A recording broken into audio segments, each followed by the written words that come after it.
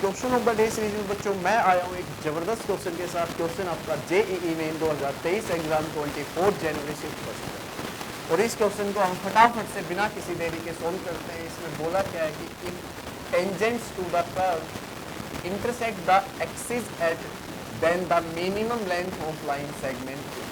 इसका मतलब समझते हैं कि क्या है। भैया आपके पास जो कर्व दिया है वो फिलहाल इलिप्स है ना, क्योंकि ये इलिप्स की इक्वेशन है। अगर मैं इसको 144 से डिवाइड करता हूँ दोनों साइड तो मेरे को मिलता है एक्स स्क्वायर बाई 16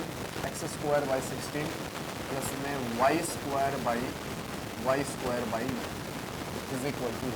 ये इलिप्स की इक्वेशन है और इलिप्स यहाँ पे अपना बनने वाला है ना, इलिप्स यहाँ पे बनने वाला है। ये इलिप्स की इक्वेशन ये आपको ये कह रहा है कि इस पे जो टेंजेंट है ना, इस पे जो टेंजेंट है वो एक्सिस को इंटरसेक्ट करता है। मान लो इस पे टेंजेंट ये है, ये एक्सिस को क्या कर रहा है, इंटरसेक्ट कर रहा है। तो ये मैं पॉइंट मान लेता हूँ ए और ये मान लेता हूँ बी। तो आपसे इस ए बी की लेंथ पूछी या ये जो ए बी है इससे यहाँ तक इसकी लेंथ आपसे ए बी की लेंथ और वो भी minimum length of minimum length of तो मैक्सिमम भी हो सकती है। वैसे तो ना ये कहीं भी ड्रॉ कर सकते हो आप ऐसे खींच के, जरूरी थोड़ी नहीं यहीं टच करेगा, यहाँ भी टच कर सकता है, यहाँ भी कर सकता है, यहाँ भी कर सकता है टेंजेंट। तो आपसे ऐसे टेंजेंट की लेंथ पूछी है जो बिल्कुल मिनिमम लेंथ, ठीक है ना, ये भी मिनिमम। तो सोल्व करते हैं, ध्यान से समझिएगा। अगर मैं इस टेंजेंट की इक्वेशन लिखना चाहूँ तो मैं आराम से लिख सकता हूँ। कैसे? इक्वेशन में क्या होगा, x/4 cos थीटा है ना, उससे मैं देख के लिख रहा हूँ x/4 cos थीटा प्लस में y/3 sin theta is equal to 1। ये इसकी इक्वेशन है। अब मैं फटाफट से बी पॉइंट बता सकता हूँ। बी पॉइंट कैसे बताएंगे? अगर मैं y की जगह 0 लगा दूँ है ना, y की जगह अगर मैं 0 लगा दूँ, क्योंकि x एक्सिस पे y 0 होता है, तो y की जगह 0 लगाओगे तो 4 ऊपर जाएगा, cos थीटा नीचे आएगा। तो y तो 0 है ही, x क्या आ गया 4/cos थीटा। ये बात आपको समझ में आ गई होगी। अगर मैं x की जगह 0 लगा दूँ तो यहाँ पे y की वैल्यू आएगी 3/sin थीटा। x की जगह 0 लगाने पे y की वैल्यू 3/sin थीटा। ये पॉइंट आ गया।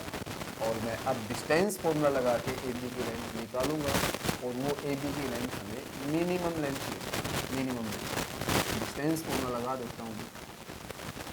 x2 माइनस x1 का स्क्वायर है ना, 4/cos थीटा का स्क्वायर हो जाएगा, बिल्कुल आसान है।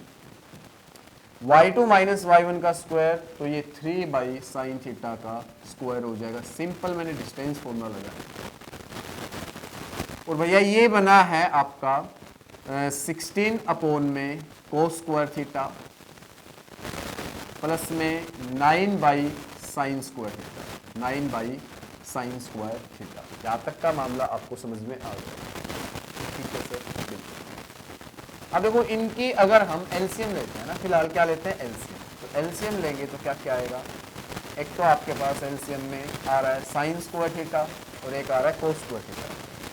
तो under root sine square theta, या फिर मैं एलसीएम रहने देता हूँ, एलसीएम लेने का कोई फायदा नहीं है, हम सिंपल इसको डायरेक्ट सोल्व करते हैं। क्या मैं इसको 16 सीकेंड स्क्वायर थीटा लिख सकता हूँ? बिल्कुल। क्या इसको मैं 9 कोसिकेंड स्क्वायर थीटा लिख सकता हूँ? बिल्कुल। यहाँ तक का मामला उम्मीद करता हूँ सबको समझ में आ जाएगा। एलसीएम का कोई फायदा ही नहीं था तो हम ये स्टेप यहाँ पे ले सकते हैं। तो भैया कुछ स्टेप मैं यहाँ बनाऊँ, कुछ स्टेप फिर वहाँ लिखूँ। Under root secant square theta को मैं 1 + tan स्क्वायर थीटा कह सकता हूँ? जी सर। तो क्या बनेगा 16 प्लस में 16 tan स्क्वायर थीटा। ये मामला आपको समझ में आना चाहिए। 16 बाहर था, सीकेंड स्क्वायर थीटा को मैंने 1 + tan स्क्वायर थीटा कहा, तो 16 के अंदर मल्टीप्लाई करके 1 के साथ तो 16 और tan स्क्वायर थीटा के साथ 16 tan स्क्वायर थीटा।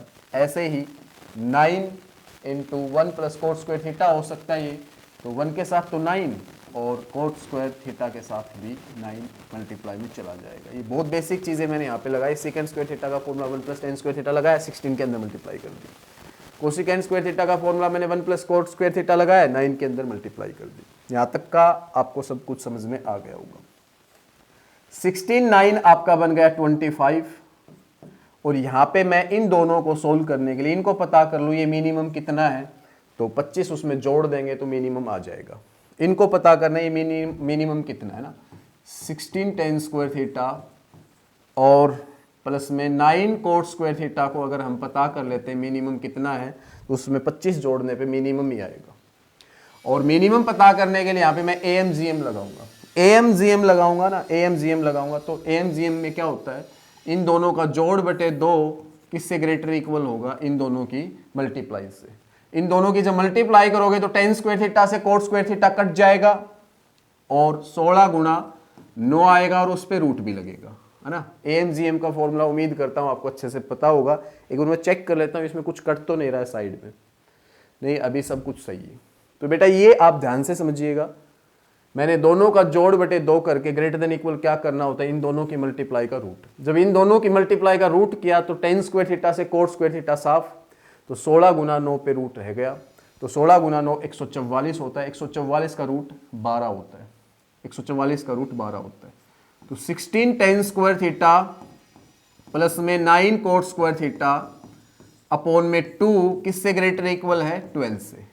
तो भैया 16 tan square theta, 16 tan square theta plus में 9 cot स्क्वायर थीटा किससे ग्रेटर इक्वल आ गया, 24 से। किससे ग्रेटर इक्वल आ गया, 24 से। तो आप साफ देख पा रहे होंगे कम से कम 24 हो सकता है, ज्यादा से ज्यादा कितना भी हो सकता है।